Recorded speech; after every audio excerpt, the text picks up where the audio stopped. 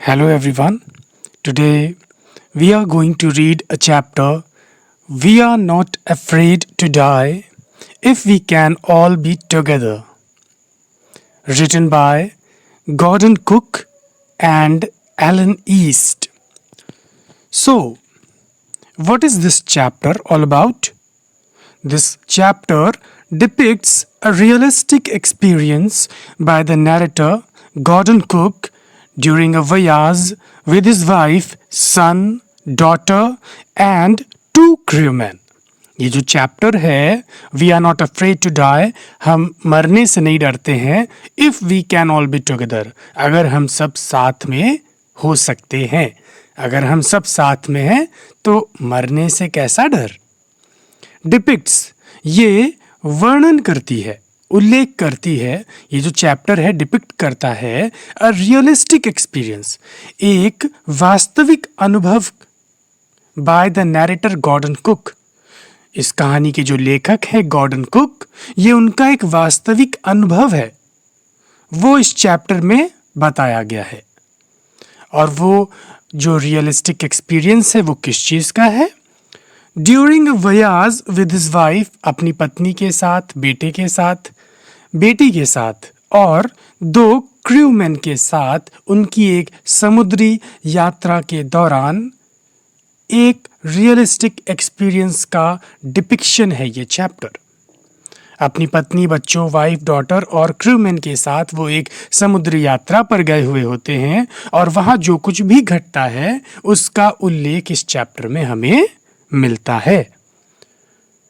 They fought a war, वो एक युद्ध लड़ते हैं, उन्होंने एक युद्ध लड़ा विद वाटर, पानी से, इन द सी, समुद्र में, फॉर दियर सर्वाइवल, स्वयं को जीवित रखने के लिए, स्वयं को बचाने के लिए, सर्वाइव करने के लिए समुद्र में पानी से इन सब लोगों ने एक युद्ध किया, मुकाबला किया।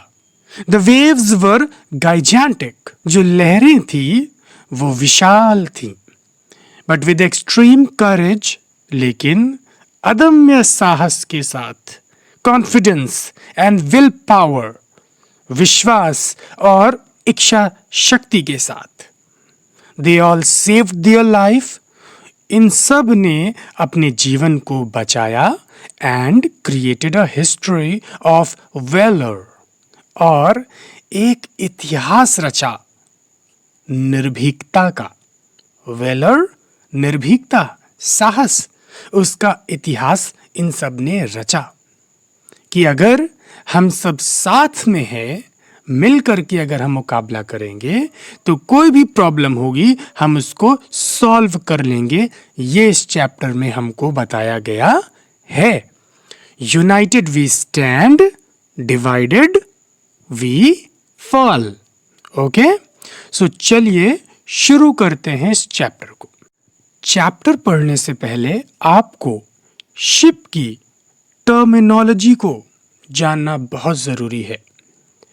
शिप के दाएं हिस्से को क्या कहते हैं, बाएं हिस्से को क्या कहते हैं, पीछे के हिस्से को क्या कहते हैं, आगे के हिस्से को क्या कहते हैं, उसमें जो भी चीज़ें, कपड़ा, कैनवस जो लगा होता है, उसके जो डेक है, मास्ट है, ठीक है, स्टर्न है, कील है, इन सारी चीज़ों को जानना बहुत ज़रूरी है। नहीं तो आप जो टेक्निकल टर्म्स हैं उनको आप नहीं समझ पाओगे जब चैप्टर में पढ़ा रहा होऊंगा। ठीक है, तो पहले आप इस चित्र को देखिए और जितने भी टर्म्स दिए हुए हैं इनको अच्छे से दिमाग में बैठा लीजिए। ओके, और फिर हम चैप्टर को स्टार्ट करते हैं। सो शुरू करते हैं चैप्टर को। In July 1976, my wife Mary, son Jonathan 6, daughter Suzanne 7, and I set sail from Plymouth, England, to duplicate the round-the-world voyage made 200 years earlier by Captain James Cook. जुलाई 1976 में अपनी पत्नी मैरी, सन बेटा जॉनथन 6 वर्ष का, बेटी Suzanne 7 वर्ष की, और मैं सेट सेल एक समुद्री यात्रा पर निकले फ्रॉम प्लाईमाउथ इंग्लैंड, इंग्लैंड के प्लाईमाउथ से। ओके, सो ये इंग्लैंड कहाँ है, प्लाईमाउथ कहाँ है, इसको देखिए। ओके, यहाँ पर है आपका इंग्लैंड, प्लाईमाउथ एक जगह है। यहाँ से हम सब ने क्या किया, एक समुद्री यात्रा शुरू की। किस लिए शुरू की? To duplicate the round the world voyage made 200 years earlier by Captain James Cook. Captain James Cook के द्वारा 200 साल पहले किए गए, मेड मीन्स किए गए, समुद्री यात्रा। कौन सी? द राउंड द वर्ल्ड वयाज, पूरी दुनिया का समुद्र के रास्ते से चक्कर लगाने की यात्रा, उसको डुप्लीकेट करने के लिए, उसको दोहराने के लिए, ठीक है, मैंने अपनी पत्नी मैरी, जॉनथन, सुजैन और 2 क्रूमैन के साथ हमने अपनी समुद्री यात्रा शुरू की। फॉर द लॉन्गेस्ट टाइम, काफी अरसे से, काफी लंबे समय से, मैरी एंड आई, मैरी और मैं, अ 37-year-old बिजनेसमैन, मैं कौन हूं? 37 वर्षीय बिजनेसमैन हूं।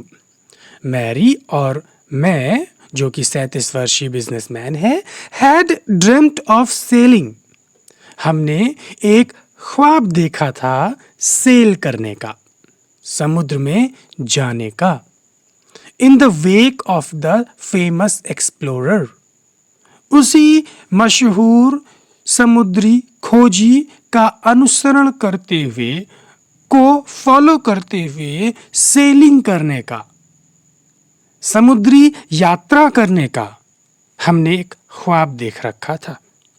And for the past 16 years, और पिछले 16 वर्षों से, वी हैड स्पेंट, हमने व्यतीत किया था, ऑल आवर लेजर टाइम, अपना सारा खाली समय हमने लगा दिया था। किस चीज में? Honing our sea faring skills in British waters, British waters में, ब्रिटिश के पानी में, सागर में हमने अपना सारा खाली समय पिछले 16 सालों से लगा दिया था। किस चीज में? Honing our sea faring skills, समुद्र में नाव को कैसे चलाना है, शिप को, जहाज को कैसे चलाना है, हवा जब तेज चलेगी तो कैसे अपने आप को कंट्रोल करना है, उपकरणों का, यंत्रों का, टूल्स का, कंपस का, सेक्सटेंट्स का, ये जितने भी इक्विपमेंट्स हैं, एंकर का, इनको कैसे यूज करना है, लाइफ सेविंग जो ड्रिल्स होती है उनको कैसे करना है, उसकी प्रैक्टिस, ये तमाम चीज़ों को हम सब ने सीखने में पिछले 16 वर्षों का समय लगा दिया था। वी हैड स्पेंट, हमने सारा अपना खाली समय इन्हीं चीज़ों में कुशलता हासिल करने में लगा दिया था, होन करने में, होन मीन्स अपने आप को कुशल बनाने में हमने लगा दिया था। Our boat Wave Walker, a 23 meter 30 ton wooden hulled beauty had been professionally built, हमारी जो बोट थी वेव वॉकर, जो कि 23 मीटर लंबी थी, 30 टन लकड़ी की सुंदर नाव थी। वुडन हल्ड ब्यूटी, लकड़ी का सुंदर जहाज। हल्ड का मतलब क्या होता है? जो जहाज होता है उसकी जो फ्रेम होती है, वुडन फ्रेम जो होती है, उसी को हल बोलते हैं। तो वुडन हल्ड, लकड़ी का बना हुआ वो जो ब्यूटीफुल नाव था, ब्यूटीफुल जहाज था, 30 टन भारी, 23 मीटर लंबा, हैड बीन प्रोफेशनली बिल्ट, और इसको प्रोफेशनली, बहुत ही पेशेवर तरीके से बनाया गया था। And we had spent months fitting it out and testing it, in the roughest weather we could find. और हमने महीनों बिता दिए फिटिंग इट आउट, इसकी साज सज्जा करने में, इसमें ढेर सारा सामान फिट करने में, क्योंकि 3 साल की यात्रा थी तो हमको इसको उस तरीके से बनाना था। राफ्ट्स को, ठीक है, जो लाइफ सेविंग बेल्ट्स होती हैं, बहुत सारे इक्विपमेंट्स, खाने पीने का सामान रखना, दवाएं वगैरह रखना, पढ़ने लिखने का हर चीज़, बहुत कुछ। भाई 3 साल तक आपको अगर समुद्र में रहना है तो आपको उस पर क्या करना होगा, बहुत कुछ, एक तरह का पूरा घर आपको उस पर रखना होगा। घर, स्कूल, डॉक्टर्स, सारी चीज़ें आपको उस शिप में रखनी होंगी। खाने पीने का सामान तो भाई वो तो सबसे पहले आपको रखना होगा। तो महीनों हमने पूरा लगा दिया उस शिप को फिट आउट करने में। सारा जो ज़रूरी सामान होता था वो सब कुछ उसमें रखने के लिए, एंड टेस्टिंग इट, और किसमें हमने अपना सारा समय लगाया, इस जहाज को, इस वेव वॉकर को टेस्ट करने में कि भाई ये टिक पाएगा कि नहीं टिक पाएगा। और इसके लिए हम इसको कहाँ लेकर के गए, in the roughest weather we could find. जो भी भयंकर से भयंकर मौसम हमें मिला समुद्र में, वहां लेकर के हम इसको गए। देखिए भाई कितना टिक सकता है ये। तो इसकी टिकाऊ क्षमता को देखने के लिए हमने महीनों लगाए। The first leg of our planned 3-year, 105,000 kilometer journey passed pleasantly as we sailed down the west coast of Africa to Cape Town. जो first leg of our planned 3-year की जर्नी थी, हमारी प्लैंड, सुनियोजित 3 साल का जो पहला चरण था, पहला जो पार्ट था, 3 साल की यात्रा थी तो उसका जो पहला चरण था, उसका जो पहला हिस्सा था वो क्या था, 105,000 किलोमीटर की लंबी यात्रा प्लेजेंटली, खुशी खुशी, अच्छे से पास्ड, गुजर गई। हमारा योजनाबद्ध 3 साल का जो पहला चरण था उसका 105,000 किलोमीटर की यात्रा खुशी खुशी गुजर गई। हमने जो अपनी यात्रा शुरू की थी उसका पहला चरण अच्छे से बीत गया। उस पहले चरण में हमने कितनी लंबी यात्रा तय कर ली, 105,000 किलोमीटर, इतना हम चल चुके थे। As we sailed down the west coast of Africa to Cape Town, जैसे ही हम वेस्ट कोस्ट ऑफ अफ्रीका से केप टाउन की ओर पहुंचे, वेस्ट कोस्ट ऑफ अफ्रीका से केप टाउन, यहाँ से यहाँ तक जब हम पहुंचे, सेल डाउन किए, तो अब तक हमारी 105,000 किलोमीटर की जो लंबी यात्रा थी, हमारी योजनाबद्ध 3 साल का जो पहला चरण था, वो खुशी खुशी बीत गया।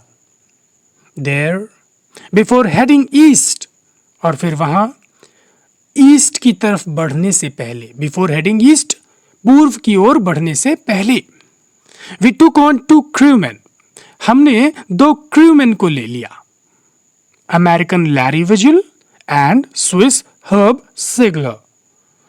लैरी विजिल को लिया जो कि अमेरिकन था, और हर्ब सेगलर को लिया जो कि स्विस था, स्विट्जरलैंड का था। ये 2 क्रूमैन थे। इनका क्या काम था, टू हेल्प अस, हमारी मदद करना, टैकल, मुकाबला करने में, one of the world's roughest seas, संसार के सबसे खतरनाक सागरों में से एक, द सदर्न इंडियन ओशन, दक्षिणी हिंद महासागर। ये क्या है, संसार का सबसे खतरनाक समुद्रों में से इसकी गणना होती है, गिनती होती है।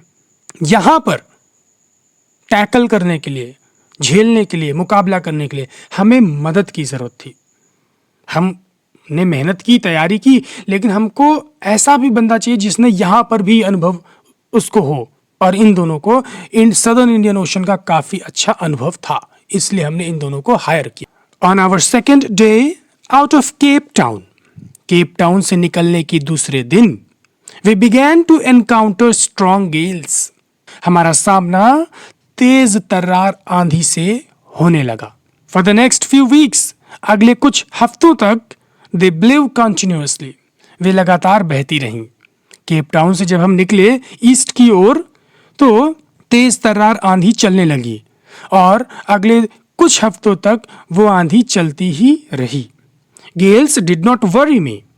आंधी से मुझे चिंता नहीं हुई, आंधी ने मुझे परेशान नहीं किया। But the size of the waves was alarming.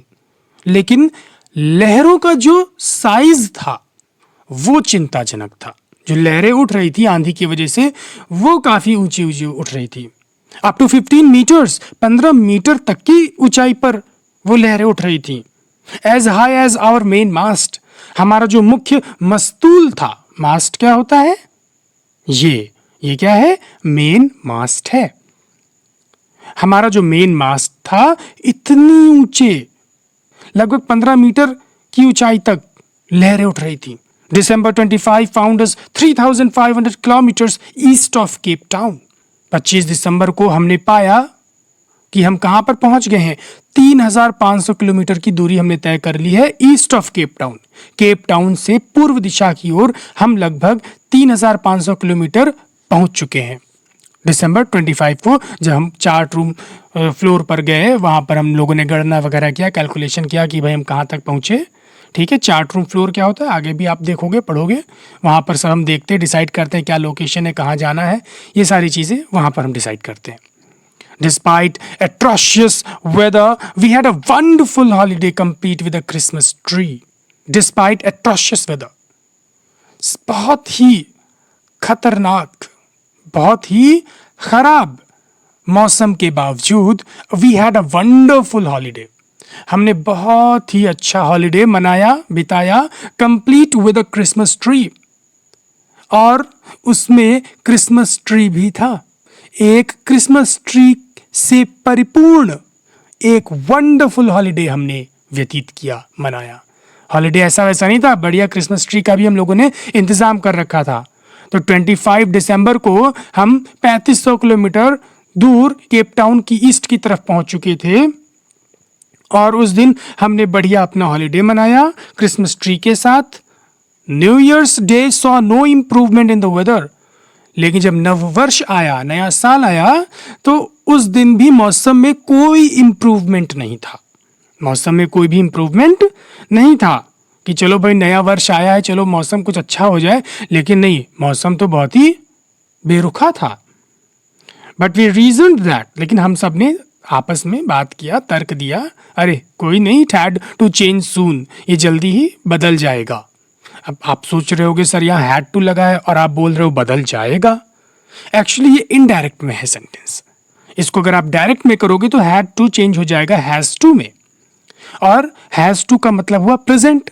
अब प्रेजेंट में जब हम सून, टुमारो, जब कोई हम डेट मेंशन कर देते हैं तो अक्सर क्या होता है, उसको हम फ्यूचर में बोलते हैं। ठीक है, ये ग्रामर का टॉपिक है, इस पर आप डिस्कस करिए अपनी टीचर से, या कभी मैं आपको बताऊंगा। Okay, and it did change, और ये बदला।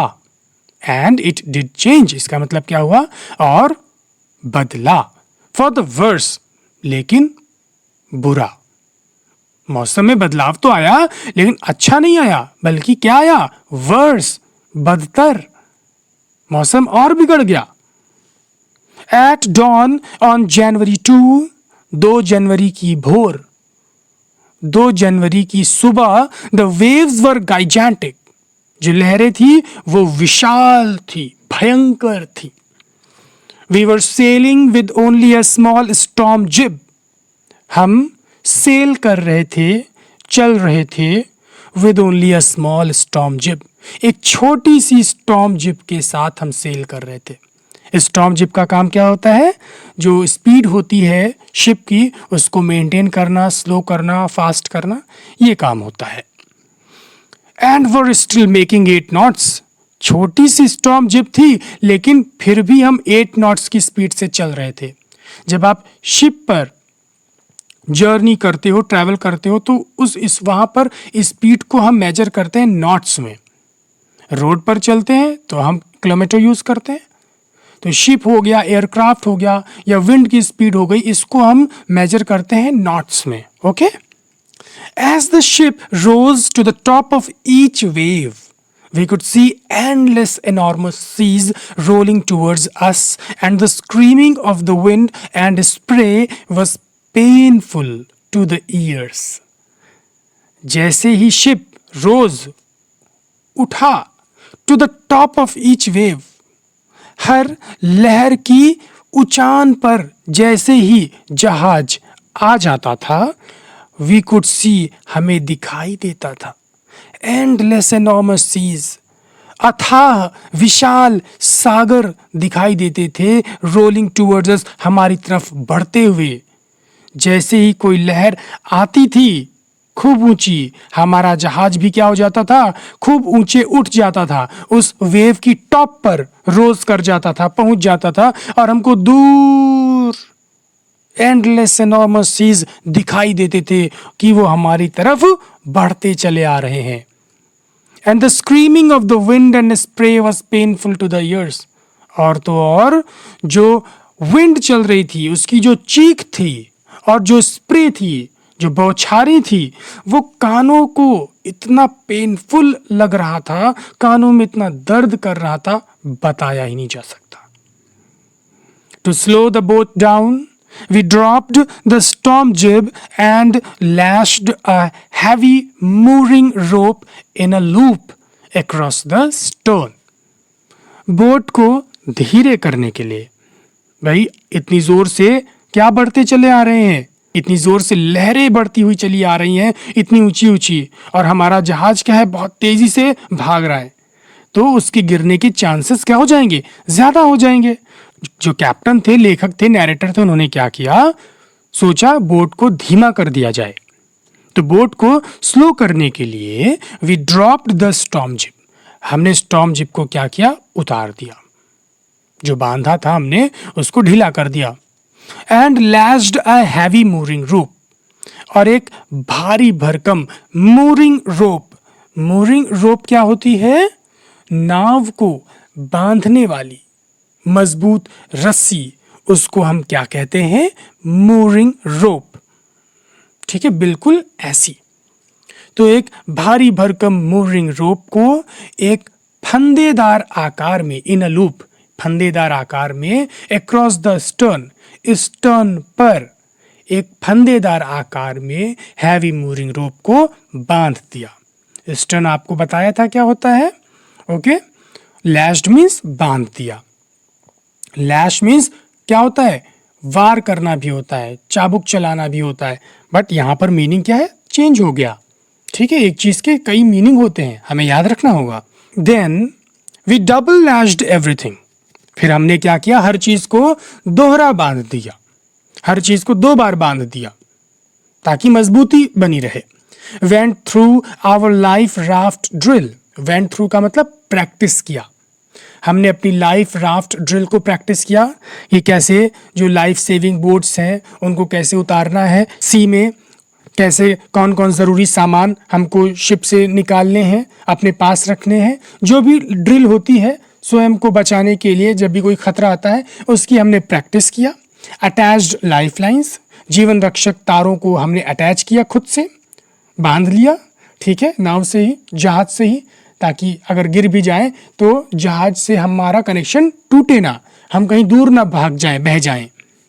Dawned oil skins, oil skins हमने पहने, ऐसे कपड़े, सूती कपड़े जिनकी ऊपर पतली ऑयल की परत होती है, ताकि अगर पानी में गिरे तो हम डूबे ना।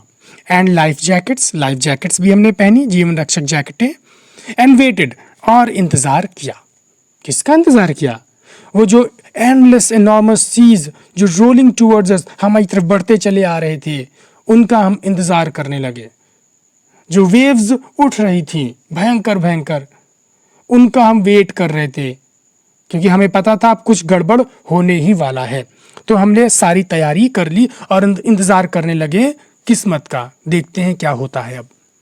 The first indication of impending disaster came at about 6 PM with an ominous silence, जो पहला संकेत था of impending disaster, impending means imminent, जिसको होना ही हो, उस आने वाली विपदा, उस आने वाले संकट का जो पहला इंडिकेशन था वो आया एट अबाउट 6 PM, लगभग 6 बजे। विद एन ominous साइलेंस, एक अशुभ अनिष्ट खामोशी के साथ। जब भी कुछ अशुभ होने वाला होता है तो होता नहीं, एकदम से खामोशी छा जाती है, चारों तरफ सन्नाटा पसर जाता है। अभी तक क्या था, खूब जोर से बूंदाबांदी बारिश हो रही थी। अभी क्या हो रहा था, खूब जोर से बूंदाबांदी हो रही थी, स्प्रे हो रहा था रेन का, खूब जोर से हवा चल रही थी। एकदम से सब कुछ शांत हो गया।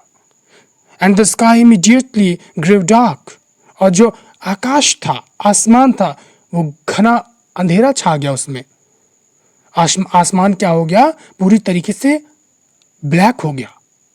Then came a growing roar, और फिर आई एक गुर्राने वाली दहाड़, एक गड़गड़ाहट आई, एक गड़गड़ाहट पैदा हुई। And an enormous cloud towered aft of the ship, और एक विशाल बादल जहाज के बिल्कुल पीछे टावर की तरह आ गया, खड़ा हो गया। आफ्ट ऑफ द शिप, जहाज का पिछला हिस्सा। विद हॉरर, डर के मारे, आई रियलाइज्ड, मुझे एहसास हुआ, दैट कि it was not a cloud, ये कोई बादल नहीं था, but a wave like no other I had ever seen, बल्कि एक लहर थी जिसके जैसी मैंने कभी नहीं देखी थी। एक ऐसी लहर आ गई थी जिसको मैंने कभी नहीं देखा था।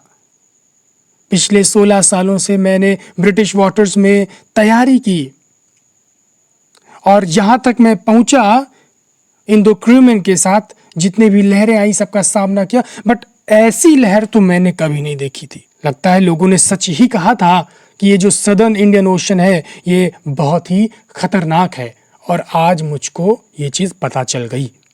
इट अपीयर्ड परफेक्टली वर्टिकल, ये जो लहर थी ये बिल्कुल वर्टिकल थी, 90 डिग्री, एकदम सीधी थी। And almost twice the height of the other waves, और दूसरी लहरों की ऊंचाई से लगभग 2 गुनी थी।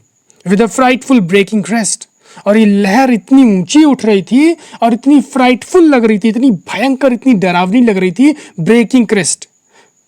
और उसका जो क्रेस्ट था वो ऐसा लग रहा था मानो ब्रेक ही हो जाएगा, इतनी ऊंची उठी है, और ये बस अब फटने ही वाला है, टूट करके हम पर गिरने ही वाला है, ऐसी भयंकर वो लहर थी।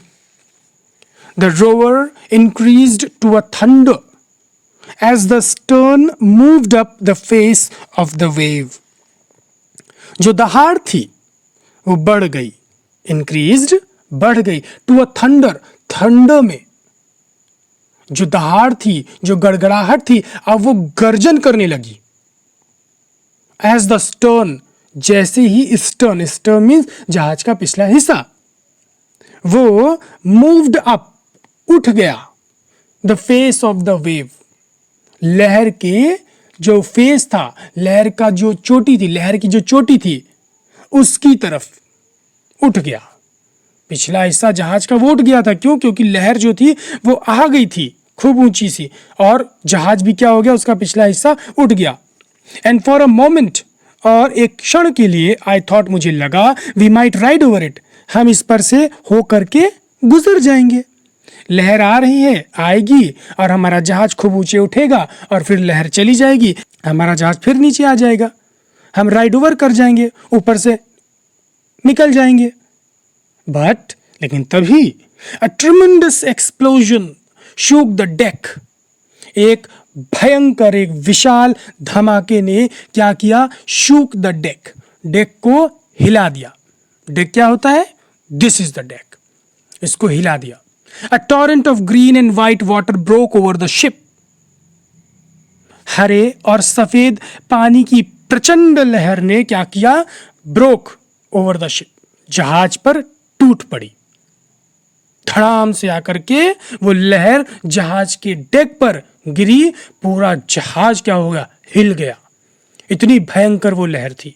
My head smashed into the wheel, मेरा सिर पहिए में जाके धड़ाम से लड़ गया, टकरा गया। व्हील जिससे स्टीयर करते हैं, जहाज को दिशा देते हैं। And I was aware of flying overboard, और मुझको इस चीज का इल्म था मुझको इस चीज का होश था। किस चीज का? ऑफ फ्लाइंग ओवरबोर्ड, उड़ करके नीचे पानी में, समुद्र में गिरने का मुझे होश था।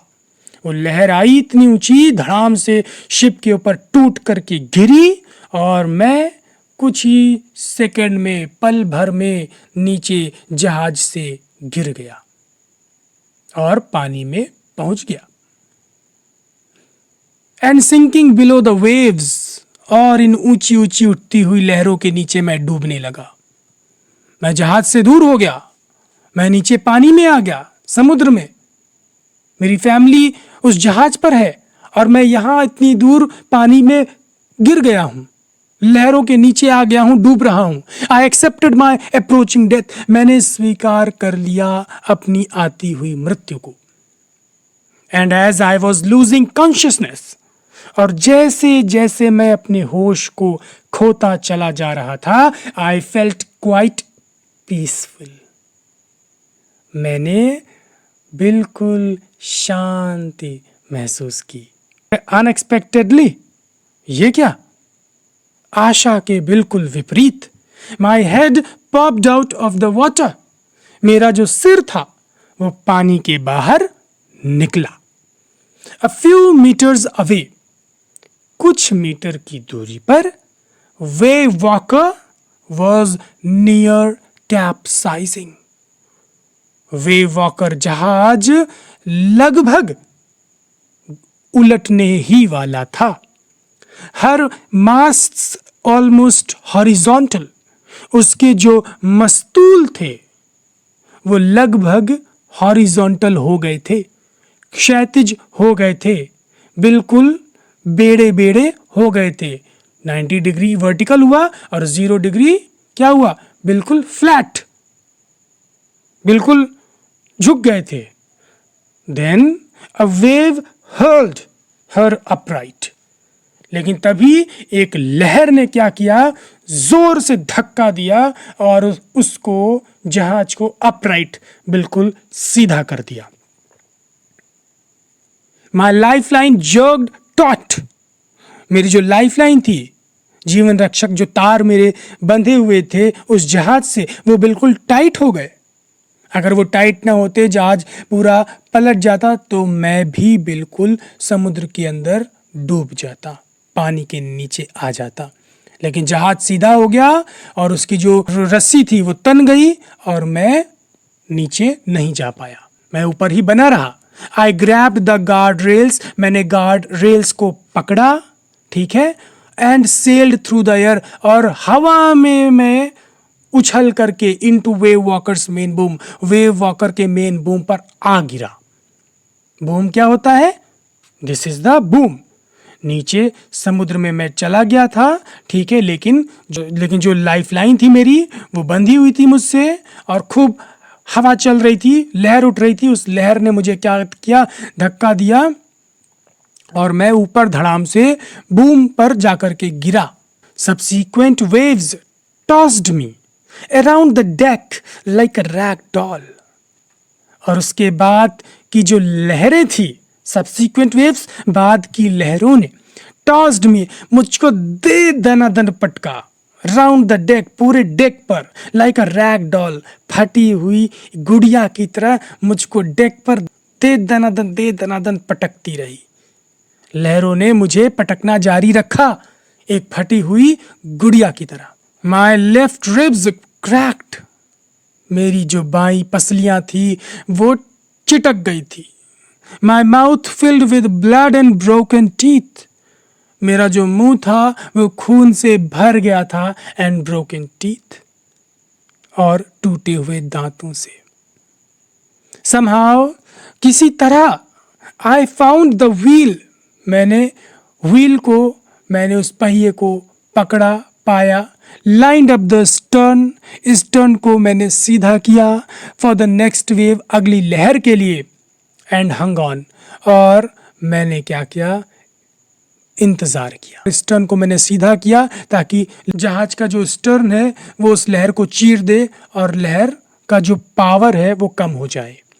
वाटर वाटर एवरीवेयर, हर तरफ पानी ही पानी था। I could feel that, मैं फील कर सकता था। क्या? The ship had water below, कि जहाज के नीचे पानी है। मुझे सेंस हो रहा था कि पानी जो है अब वो मेरी जहाज के अंदर भर रहा था। But I dared not abandon the wheel to investigate.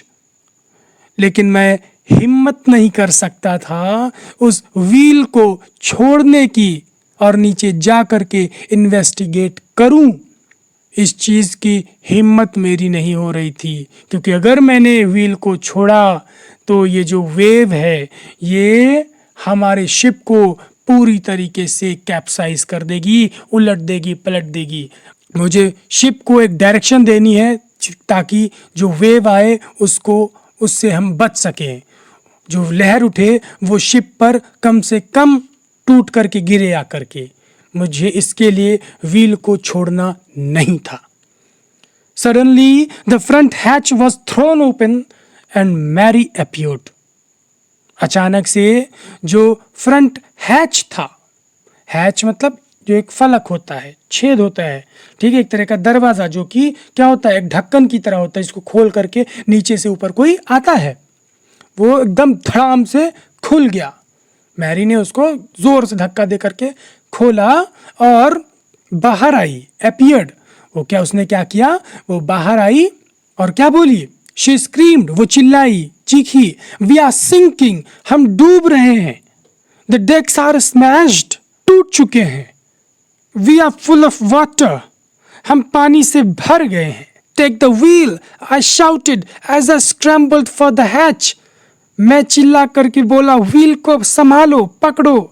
जैसे ही मैं उस हैच को, उस होल को तरफ मैं रेंगते गिरते पड़ते बढ़ा, मैं अपनी पत्नी मैरी से चिल्ला करके बोला, टेक द व्हील, पहिए को पकड़ो। लैरी एंड हर्ब वो पंपिंग लाइक मैडमैन, और फिर मैं नीचे गया और मैं क्या देखता हूँ, लैरी और हर्ब मैडमैन की तरह, पागलों की तरह पंप कर रहे हैं। जो पानी अंदर भर गया है उसको बाहर फेंक रहे हैं। ब्रोकन टिम्बर्स हंग एट क्रेजी एंगल्स, जो टूटे हुए शहतीर थे, जो टूटे हुए लकड़ी के जो टुकड़े थे, वो क्रेजी एंगल्स, आड़े तिरछे एंगल में हंग, टंगे हुए थे। The hole starboard side burst inwards, जो पूरा जहाज का दायां हिस्सा था, स्टारबोर्ड साइड, वो बर्स्ट हो गया था इनवर्ड्स, अंदर की ओर धंस गया था, क्योंकि जो इतनी विशाल लहरें आ रही थी उन्होंने जहाज के दाएं हिस्से को पूरी तरीके से तोड़ दिया था। Clothes, crockery, charts, tins, toys sloshed about in deep water, गहरे पानी में तैर रहे थे। I half swam half crawled into the children's cabin, मैं बच्चों के कमरे में आधा तैर करके, आधा क्रॉल करके, रेंग करके किसी तरह से पहुंचा। Are you all right, I asked, मैंने पूछा, बच्चों क्या तुम सब ठीक हो? Yes, they answered from an upper bunk, उन्होंने जवाब दिया ऊपर की बंक से, बर्थ से, जिस पर लेटते हैं, सोते हैं, आराम करते हैं, वहां से जवाब दिया, yes papa, we are all right, but my head hurts a bit, said Sue, Sue ने कहा, लेकिन मेरा सिर थोड़ा हर्ट कर रहा है। Pointing to a big bump over her eyes, अपने आंखों के ऊपर एक बड़े से बम्प की ओर, गुलुम की ओर, स्वेलिंग की ओर पॉइंट करते हुए स्यू ने कहा, but papa my head hurts a bit, पापा मेरा जो सिर है वो थोड़ा सा हर्ट कर रहा है। I had no time to worry about bumped heads, मेरे पास बिल्कुल समय नहीं था कि मैं उन स्वेल्ड अप हेड्स की चिंता करूं, उस सिर पे जिस पर सूजन आया हुआ था उसकी चिंता करूं, इसके लिए मेरे पास बिल्कुल भी समय नहीं था। After finding a hammer, screws and canvas, I struggled back on deck, एक हथौड़ी, स्क्रूज और कैनवस, किरमिच का कपड़ा बड़ा सा, उसको ढूंढने के बाद आई स्ट्रगल्ड बैक ऑन डेक, मैं डेक पर वापस किसी तरह से पहुंचा, स्ट्रगल करके, with the starboard side bashed open. We were taking water with each wave that broke over us. और with the starboard side bashed open, starboard side जो था, जहाज का जो दायां हिस्सा था, वो क्या था? वो bashed open, वो टूट करके खुल गया था. We were taking water with each wave, और हर लहर के साथ पानी अंदर आ रहा था उस जहाज के दाएं हिस्से में, स्टारबोर्ड साइड की तरफ. हर लहर के साथ पानी अंदर चला आ रहा था. That broke over us, वो लहर जो हम पर टूट करके गिरती थी, उस लहर के साथ पानी भी स्टारबोर्ड साइड के अंदर घुसा चला आ रहा था. If I couldn't make some repairs, we would surely sink. अगर मैंने कुछ रिपेयरिंग नहीं की तो हम पक्का डूब ही जाते. अगर मैं कोई रिपेयरिंग नहीं कर सका तो हम पक्का डूब जाते. Somehow, किसी तरह से I managed to stretch canvas and secure waterproof hatch covers across the gaping holes. Somehow, किसी तरह से I managed to stretch canvas. Canvas को मैंने फैलाने की कोशिश की. एंड सिक्योर, उस स्टारबोर्ड साइड पर मैंने क्या किया? कैनवस को, उस बड़े से किरमिच के कपड़े को क्या किया? फैला दिया. And secure waterproof hatch covers, और वाटरप्रूफ हैच कवर्स को, हैच क्या? वो बड़ा सा जो छेद, एक होल दरवाजे टाइप का, ठीक है, उस पर जो कवर डाले जाते हैं, तो उन वाटरप्रूफ हैच कवर्स को क्या किया? अक्रॉस द गेपिंग होल्स, उन गेपिंग होल्स पर, उन बड़े बड़े छेदों के ऊपर मैंने क्या किया? वाटरप्रूफ हैच कवर्स लगा करके सिक्योर कर दिया, और स्टारबोर्ड साइड की तरफ कैनवस को स्ट्रेच कर दिया, फैला दिया somehow, ताकि जो लहर के साथ पानी अंदर आ रहा है वो ना आ सके. Some water continued to stream below. लेकिन अब भी कुछ पानी नीचे जा रहा होता है. But most of it was now being deflected over the side. लेकिन ज़्यादातर जो पानी था वो अब दूसरी तरफ डिफ्लेक्ट हो रहा था, दूसरी तरफ गिरता चला जा रहा था, पलट जा रहा था, और जहाज के अंदर पानी अब उतनी तेजी से नहीं घुस रहा था. मोर प्रॉब्लम्स रोज, और भी दिक्कतें आ गई, और भी दिक्कतें आ गई. When our hand pumps started to block up with the debris, जब हमारे हैंड पंप्स क्या होने लगे? वो ब्लॉकअप होने लगे विद द डिब्रीज. उन मलबों से हमारा जो हैंड पंप था वो ब्लॉकअप होना स्टार्ट कर दिया. कौन सा डिब्री, कौन सा मलबा? Floating around the cabins, cabins में, कमरों में जो डिब्री फ्लोट कर रहा था, जो टूटे हुए शहतीर थे, प्लैंक्स थे, टिम्बर्स थे, ठीक है, टिन थे, बर्तन थे, और भी जो भी आइटम्स था वो सब तैर रहा था, और वो भी सब पानी के साथ हमारे हैंडपंप में घुसता चला जा रहा था. इससे वो चोक हो गया, ब्लॉक हो गया handpump. And the electric pump short circuited, और इलेक्ट्रिक पंप क्या हो गया? शॉर्ट सर्किट हो गया. तो प्रॉब्लम हमारी बढ़ती ही चली जा रही थी. Water level rose threateningly, water level बहुत ही भयंकर रूप से बढ़ गया. Back on the deck I found that, ऊपर डेक पर मैंने पाया कि our 2 spare hand pumps had been wrenched overboard. हमारे जो अतिरिक्त हैंड पंप्स थे वो उखड़कर नीचे समुद्र में गिर गए थे. along with the forestay sail, और उसके साथ forestay sail भी गिर गया था, जिब भी गिर गया था, डिंगीज, छोटी छोटी नावें भी गिर गई थी, एंड द मेन एंकर, और जो मेन एंकर था वो भी गिर गया. जो मेन लंगर था जिसके सहारे हम जहाज को रोकते थे वो भी गिर गया. Then I remembered we had another electric pump under the chart room floor. और फिर मुझको याद आया कि हमारे पास तो एक दूसरा इलेक्ट्रिक पंप है चार्ट रूम फ्लोर के नीचे. चार्ट रूम जो था उसकी फ्लोर के नीचे हमारे पास एक दूसरा इलेक्ट्रिक पंप था. I connected it to an out pipe. मैंने उसको एक निकासी पाइप से कनेक्ट किया and was thankful to find that it worked. चलो ये काम कर रहा है, ये जान करके मैं बड़ा ही थैंकफुल हुआ.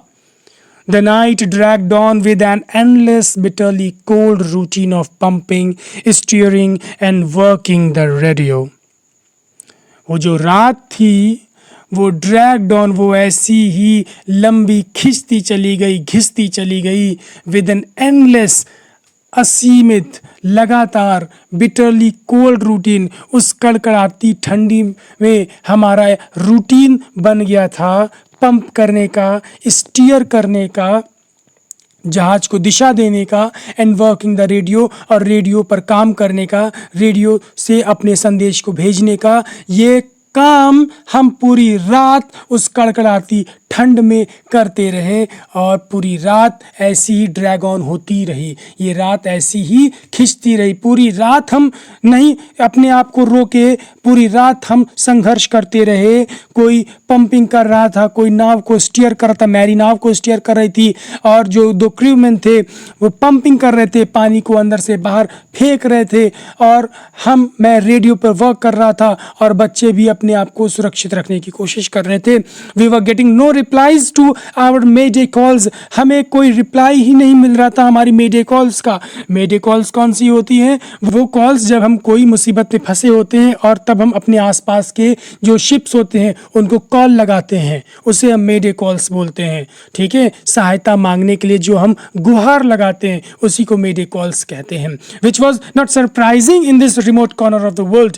हमें हमारी मेडे कॉल्स का कोई रिप्लाई नहीं मिल रहा था, और इसमें कोई ताज्जुब की बात नहीं थी, क्योंकि हम संसार के रिमोट कॉर्नर में थे, सुदूर कोने में थे, बिल्कुल एकदम रिमोट एरिया में थे, और वहां पर कोई और जहाज कैसे हो सकता है? Sue's head had swollen alarmingly. Sue का जो हेड था वो बहुत ही चिंताजनक रूप से सूज चुका था। She had 2 enormous black eyes. उसकी 2 विशाल काली काली आंखें थी। And now she showed us a deep cut on her arm. और अब उसने हमको अपनी बाह पर एक गहरा कट दिखाया, घाव दिखाया। When I asked why she hadn't made more of her injuries before this, जब मैंने उससे पूछा कि इससे पहले उसने अपनी और इंजरीज के बारे में मुझे क्यों नहीं बताया, she replied, उसने जवाब दिया, I didn't want to worry you when you were trying to save us all, Dad.